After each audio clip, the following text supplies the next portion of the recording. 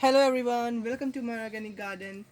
तो friends, basically मैंने इससे पहले अपने चैनल पे एक वीडियो अपलोड की थी जिसमें मैंने आपको बताया था कि मार्च और फेब के महीने में हम लोग अपने प्लांट्स के साथ कौन से ऐसे इंपॉर्टेंट काम करने हैं जो हमारे प्लांट्स के ओवरऑल ग्रोथ पे साल भर की इफ़ेक्ट करते हैं। और उसमें मैंने ये भी कहा था कि मैं आपको लास्ट में खाद डाल के दिखाऊँगा, बट वीडियो बहुत लंबी ना हो जाए, इसलिए मैंने सोचा कि खाद डालने के मैं एक अलग से वीडियो बना दूंगा। और जो जो बातें मैंने उसमें आपको बताई थी उन बातों को उस वीडियो तक ही रखता हूँ, और खाद कहीं डालनी है वो मैं एक नेक्स्ट वीडियो में डाल के बना दूंगा। तो अब मैं खाद डालने की पूरा तरीका बताऊंगा, और अगर आपको उस वीडियो को देखना हो तो उसका लिंक मैं डिस्क्रिप्शन बॉक्स में दे दूँगा, आप उस वीडियो को देख लीजिएगा। वैसे वो देख लीजिए तो बहुत ज़रूरी है क्योंकि वो काम काफ़ी अच्छे और ज़रूरी हैं।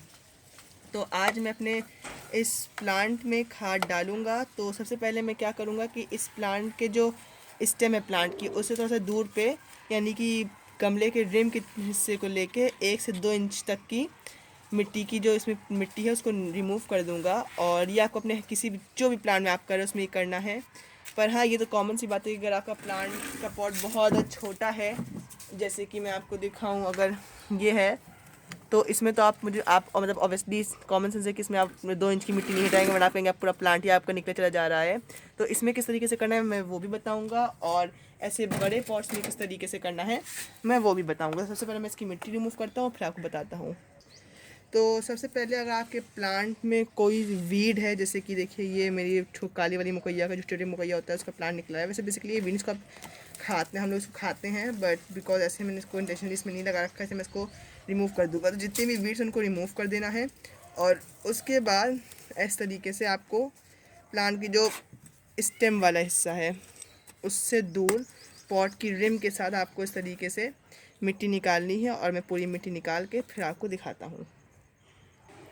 तो ये देखिए कुछ इस तरीके से आपको अपने प्लांट की पूरी मिट्टी निकाल देनी है। 2 इंच की जो मेन देखिए स्टेम थी उससे मैंने इतनी दूर तक मिट्टी नहीं निकाली, और उसके बाद जो रिम के किनारे है उससे इतनी गहरी, देखिए यहाँ तक मिट्टी थी और यहाँ इतनी गहरी मैंने मिट्टी हटा दी। और अब मैं इसमें गोबर की खाद डालूंगा। मैं गोबर की खाद यहाँ तक पूरा डाल दूंगा, कम से कम 3 से 4 मुट्ठी गोबर की खाद डालूंगा, जो अच्छे सड़ी हुई गोबर की खाद होगी। अगर आपके पास गोबर की खाद ना हो तो आप वर्मी कंपोस्ट भी ऐड कर सकते हैं, या फिर पत्तियों की खाद भी डाल सकते हैं। अगर पत्ती की खाद डालेंगे तो ज़्यादा डाल दीजिएगा। गोबर की खाद डालने के बाद मैं इसमें नीम खली डालूँगा, और फिर उसके बाद जिस मैंने इसके अंदर से जो मिट्टी निकाली है उस मिट्टी को तो डाल के थोड़ा सा अच्छे से मिक्स करूँगा। और फिर बाकी जो मिट्टी, और उसके बाद जो बाकी स्पेस बचेगा उसको इसी पॉट की मिट्टी से कवर कर दूँगा। अगर आप केमिकल फर्टिलाइज़र डालना चाहते हैं तो गोबर की खाद डालने के बाद आप 1 teaspoon potash, half tea spoon urea और 1 टीस्पून DAP पूरे में रिम के किनारे किनारे डाल के, और फिर उसके ऊपर मिट्टी डाल के पानी दे दीजिएगा प्लांट को। तो आपका उस तरीके से केमिकल के मतलब अगर आप केमिकल खाद दे रहे हैं तो आप इस तरीके से केमिकल खाद दे सकते हैं। लेकिन बिकॉज मैं ऑर्गेनिक पे रहूँगा तो इसलिए मैं केमिकल खाद नहीं डालूँगा। अगर आपका पॉट 24 से 20 इंचज़ का हो तब आपको क्या कहते हैं, केमिकल की पोटाश के 1 टीस्पून और यूरिया का हाफ़ टी स्पून और DAP का 1 टीस्पून रखना है। पर अगर आपका पॉट इससे छोटा है तो आप यूरिया को 1/4 कर दीजिएगा, और DAP को तो आप 1 टीस्पून ही रखिएगा, और पोटाश को हाफ़ टी स्पून कर दीजिएगा अगर आपका 12 इंच का पॉट है तो। और अगर उससे भी छोटा है तो आपको हर चीज़ 1/4 रखनी है, लेकिन यूरिया को 1/4 से भी थोड़ा सा कम कर देना है अगर आपका पॉट 10 इंच से छोटा है तो अब मैं इसमें खाद डालता हूँ, फिर आपको दिखाता हूँ। तो ये देखिए मैंने इसमें खाद डाल दी है। मैंने इसको पूरा ऊपर तक खाद से भर दिया है, और मेरी खाद अच्छे से डिकम्पोज है। एक चीज़ का ध्यान रखिएगा कि जो आपकी खाद हो वो मेन स्टेम को ना छुए, उससे थोड़ा सा दूर ही रहे। अब इसके बाद मैं क्या करूँगा कि इसकी जो प्लांट की मैंने मिट्टी निकाली थी उसी मिट्टी को मैं थोड़ा सा ऊपर से डाल दूँगा, और ये जो स्टोन्स हैं और थोड़ी बहुत जो ज़्यादा बड़ी रूट्स हैं उनको रिमूव कर दूँगा। तो ये देखिए इस तरीके से मैं पूरे में ही इसी मिट्टी को डाल दूँगा। और डालने के बाद इसको मैं जो मैंने इसमें खाद डाली है इस मिट्टी के साथ हल्के हल्के मिक्स करूँगा, जैसे कि आप देख रहे हैं। तो इस तरीके से आपको अच्छे से मिक्स कर देना है। इधर भी जहाँ जहाँ भी आपने पूरे में खाद डाली थी वहाँ वहाँ पूरे तरीके से मिक्स कर दीजिए। तो एक स्टोन था काफ़ी बड़ा सा, और मिक्स करने के बाद आप पूरे को बराबर करके, और फिर जो आपके प्लांट से जो आपने पॉट से मिट्टी निकाली थी उसी मिट्टी को वापस डाल दीजिए।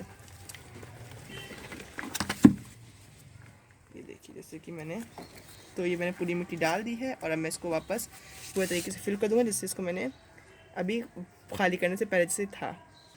तो ये देखिए मैंने इसको फाइनली पूरे अच्छे से ऊपर तक, जैसे जहाँ तक इसको मुझे भरना था, क्योंकि मुझे पानी की तरफ से जगह छोड़नी है और अभी मिट्टी बैठेगी भी, तो मैंने इसको छोड़ दिया है और मेरा ये पॉट रेडी हो गया। आपको अपने सारे पॉट्स में ऐसे ही करना है। और अब मैं आपको एग्जांपल के छोटे पॉट के भी दिखा देता हूँ कि आपको उसमें कैसे करना है। तो ये मेरा डेविल्स बैकबोन का प्लांट है, जो बहुत ही छोटे से शोई पॉट में लगा हुआ है।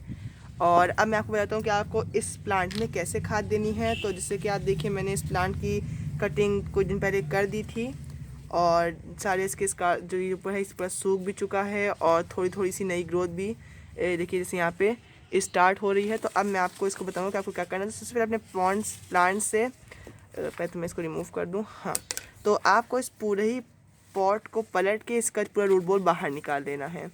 तो अब इसको मैं कहीं पे अगर ठोकूंगा तो मेरा ये पूरा रूट बॉल बाहर आ जाएगा।